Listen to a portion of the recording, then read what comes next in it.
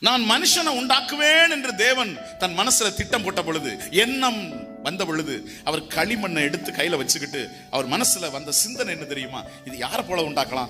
தன் சாயல் படி. அப்படின்னா மனுஷனுக்கு ஆண்டவர் யாருடைய சாயலை கொடுத்து தான் உண்டாக்குனார்? கடவுளுடைய சாயல். அவர் தன் சாயலை தான் உண்டாக்குனார். ஆனா சத்துரு அதை என்ன அழகா பேசி அவங்க இருதயத்தை குழப்பி, நீ இனிமேதான் இந்த பழத்தை சாப்பிட்டாதான் நீ யாருடைய சாயலை தரிப்ப. கவனிச்சீங்களா?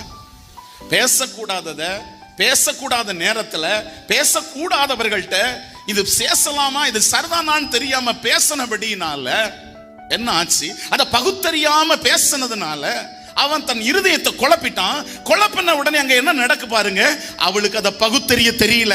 பகுத்தறிய தெரியாததுனால அவ எடுத்து சாப்பிடுகிறா.